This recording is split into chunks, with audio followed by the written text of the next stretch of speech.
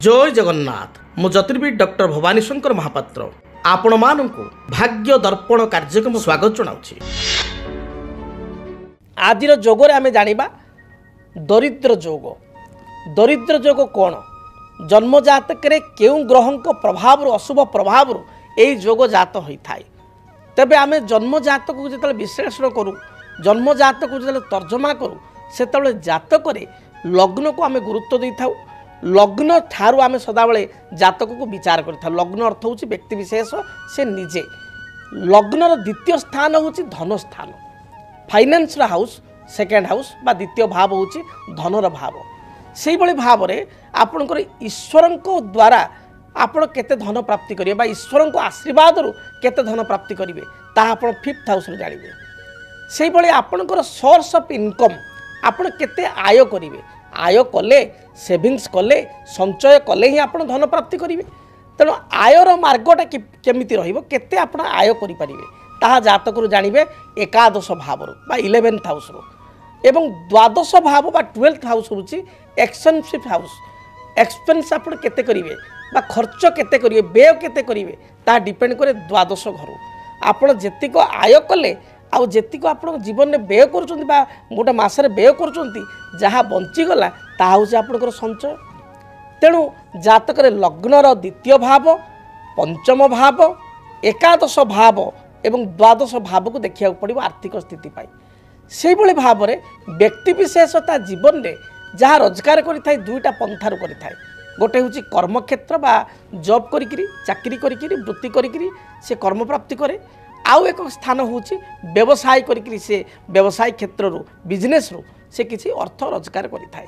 तेणु आपण को सप्तम भाव अर्थात व्यवसाय भाव जदि जड़े व्यवसाय बिजनेस पर्सन ताल व्यवसाय का सप्तम भाव व्यवसाय स्थिति केमिति चली एवं दशम भाव कर्मर भाव बा 10th हाउस दशम कर्म तांकर केमितिया को भली कर्मर स्थिति रही पदोन्नति हम कि कर्म क्षेत्र में कर्म क्षेत्र प्रमोशन हम कि सैलरी इंक्रीमेंट हम कि कारण प्रमोशन हेले सैलरी इंक्रीमेंट हेले भल गोटे ऑर्गेनाइजेशन रे जाई जॉब पाइले से भल लाभ करिवे भल आय करिवे लाभर्थ आय करिवे भल आय कले एवं खर्च को जदि कंट्रोल कले द्वादश भाव को कंट्रोल कले ताले भल संचय मध्य करि परिवे। तेणु ए समस्त दिग प्रति देखिया पड़िबो गोटे व्यक्तिर आर्थिक स्थिति किपरि रहिछि। मात्र आदिर जो आलोचना दरिद्र जोग माने आपण भाबिए पूरा तली तलांत हो जीवो टंकाटे पाखे रहिबोनी एभली कौन जोग ना। जदि आपण खर्च को न जगिले अजथा व्यय आपण कले घरे जदि बारंबार आपणकर बाधा विघ्न सृष्टि है कोर्ट कचेरी माली मकदमा बारंबार देखादेला घरे व्यक्ति विशेषकर आर्थिक समस्या बारंबार देखादेला आपण जदि व्यवसाय करुचंती हठात व्यवसाय आपणकर अवनति है व्यवसाय पूरा बंद हो गला बा चलिला नाही मूल पुंजी बुड़ीगला ताले डेफिनेटली आप दरिद्र हेबे। कर्म करुचंती भल पोस्ट अच्छी हठात आप जॉब चलीगला आप 6 मास 4 मास वर्षे पर्यंत जॉब सर्च कले मिलले नाही ताने आपण दरिद्र हेबे। तेणु जातक दरिद्र जोग पाई सबुठारु अधिक देखा जाए दशा कौन दशा चली।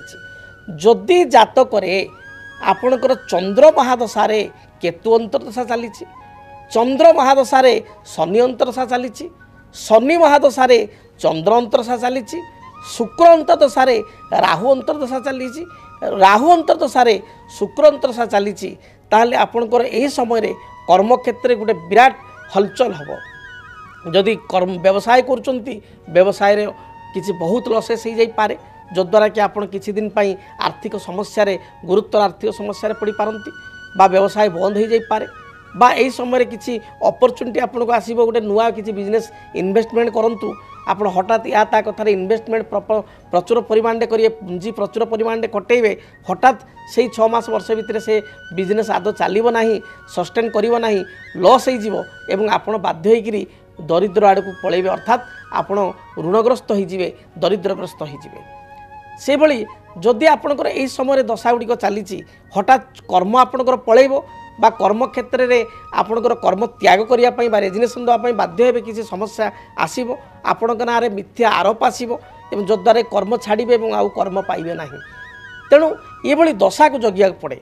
से भली जातक धनाधिपति बा द्वितीयाधिपति जातक जदि राहुयुक्त हो नीच थाए से व्यक्ति विशेष जेते भी इनकम करंतु बा पैतृक संपत्ति तांकर जेते भी थाए सी दरिद्र भली आचरण करेंगे बा सबू जिनस नंट पड़ो पाखे किसी रहा कारण धनाधिपति निचस्थ ही राहुजुक्त हो गले खाली धनाधिपति द्वितीयाधिपति राहुजुक्त हेले हम ना निचस्थ ही राहुजुक्त हो गले से भाई द्वादश भावटी जदि अति पाप ग्रह द्वारा प्रभावित ताले आपण जेते रोजगार कले आपणकर खर्च परिमाण बढ़ी बढ़ी चलो एवं अजथा खर्च आप करेंगे जो पाखे टंकाटे रहा आजिकल देखिए यंग मार्स युववर्ग बहुत व्यक्ति से देखिए 50,000 सालारी पाँच लक्षे टका सालारी पाँच हठात कि घरे गोटे कौन समस्या हो बापा कहले जे बाबा गोटे 50,000 कि 2 लाख दे पाखे पकेट खाली से क्रेडिट कार्ड बाहर कर पैसा दौरान कहीं लक्षे टका सालारी पाँच 50,000 सालारी पाँच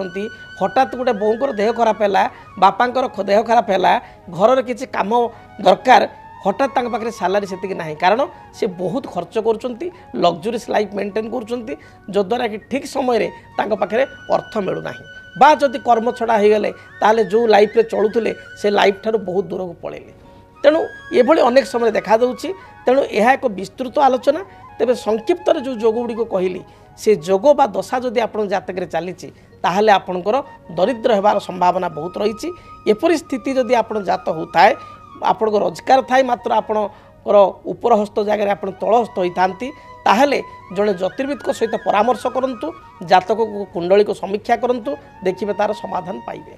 जदि आपणक जीवन रे व्यक्तिगत पारिवारिक समस्या कर्मक्षेत्र नियुक्ति वैवाहिक समस्या वास्तु दोष एवं माली मकदमा आदि समस्या थाए ताहेले समस्यार समाधान और परामर्श पाई आमकु जोगाजोग करंतु।